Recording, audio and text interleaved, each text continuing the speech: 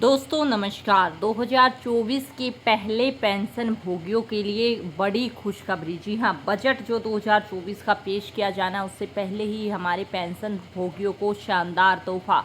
वित्त मंत्रालय से बड़ा ऐलान जो है कर दिया गया है। पूरा विस्तार से आपको बताएंगे क्या है पूरी खबर। सबसे पहले तो आप सभी पेंशन धारक जुड़ जाएं, क्योंकि जो बजट को लेकर जो है लगातार चीज़ें चल रही थी कि आखिर बजट में पेंशन धारकों को क्या मिलेगा, तो किन किन राज्यों को जो है फ़ायदा मिला है वो हम आपको बताएंगे। दरअसल राज्य की सरकारें अपने पेंशन भोगियों की पेंशन, महंगाई भत्ते, पेंशन में संशोधन को लेकर समय समय पर महत्वपूर्ण आदेश जारी करती रहती हैं। उसी कड़ी में बजट 2024 से पहले पेंशन भोगियों को लेकर मध्य प्रदेश, महाराष्ट्र, उत्तर प्रदेश, राजस्थान, हरियाणा, उत्तराखंड, बिहार की राज्य सरकारों ने पेंशन भोगियों को शानदार तोहफा दे दिया है। क्या है उसे बारीकी से जान लेते हैं। अपडेट मध्य प्रदेश सरकार की जान लीजिए। सबसे पहले मध्य प्रदेश की मोहन यादव सरकार ने पेंशन भोगियों को शानदार तोहफा दिया है। इनके महंगाई भत्ते में 4% बढ़ोतरी की गई है। कुल महंगाई भत्ता 42 से बढ़कर 46 हो गई है।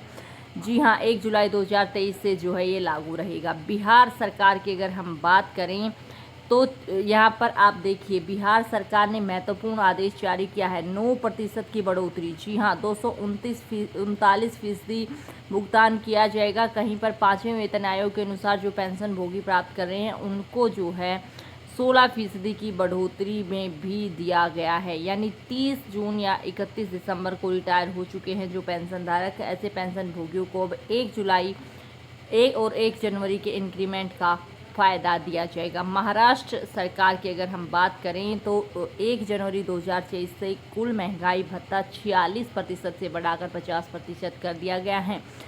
राजस्थान सरकार एडवांस में देगी पेंशन। जी हाँ, राजस्थान सरकार ने पेंशन भोगियों के लिए महत्वपूर्ण आदेश जारी कर दिया है, जिसमें कहा गया है कि पेंशन भोगी अब 3 महीने तक की पेंशन के बराबर राशि को एडवांस में ले सकते हैं। राजस्थान सरकार अग्रिम पेंशन योजना शुरू कर रही है। यह योजना 1 अगस्त से सभी पेंशनर और पारिवारिक पेंशनर्स पर लागू होगी। बहुत ही बड़ी अपडेट। उत्तर प्रदेश सरकार ने क्या तोहफा दिया। उत्तर प्रदेश सरकार ने पेंशन भोगियों के लिए महत्वपूर्ण आदेश जारी किया, जिसमें कहा है कि तीसरे, चौथे, पाँचवें और छठे आयोग में जो रिटायर हो चुके हैं अब उनकी बेसिक पेंशन 9,000 से कम है तो उनका पेंशन संशोधन करना है। यानी किसी भी पेंशन भोगी की कम से कम तो 9,000 होनी चाहिए, उससे कम नहीं होनी चाहिए। 1 जनवरी और 1 जुलाई से इनमें भी इंक्रीमेंट दिया जाएगा। हरियाणा सरकार तो आपको बता दें महत्वपूर्ण आदेश जारी किया, जिसमें ऐसे कर्मचारी जो सरकारी सेवा से रिटायर हो चुके हैं, किसी भी निजी संस्थान में सेवानिवृत्त हुए हैं, अगर उनकी मासिक पेंशन 3,000 से कम है तो उनकी सामाजिक सुरक्षा योजना के तहत 3,000 मासिक पेंशन का भुगतान किया जाएगा। इसको लेकर हरियाणा सरकार की तरफ से आदेश जारी कर दिया गया है। इसका फ़ायदा EPS 95 जो पेंशन भोगी हैं उनको मिलेगा, जिनकी मासिक पेंशन मात्र 1,000-2,000 रुपये है, उनको 3,000 का भुगतान किया जाएगा। हरियाणा सरकार के वित्त विभाग की तरफ से एक और महत्वपूर्ण आदेश जारी किया गया कि ऐसे पेंशन भोगी जो कोर्ट द्वारा अपनी कम्यूटेशन रिकवरी को रुकवा चुके हैं तो ऐसे पेंशन भोगियों की कम्यूटेशन रिकवरी नहीं की जाएगी। हरियाणा सरकार ने साफ तौर पर कहा है कि जब तक इसके ऊपर कोर्ट का कोई पूर्ण आदेश नहीं आता तब तक रिकवरी स्टॉप रहेगी। उत्तराखंड सरकार, अक्सर देखा गया है कि पेंशन भोगी की मृत्यु होने के उपरांत उनके घर वालों की तरफ से कोषागार को इसकी सूचना नहीं दी जाती, जिसकी वजह से पेंशन भोगियों के खाते में राजकीय धन का भुगतान होते रहता है, जिससे बाद में समायोजित करना पड़ता है।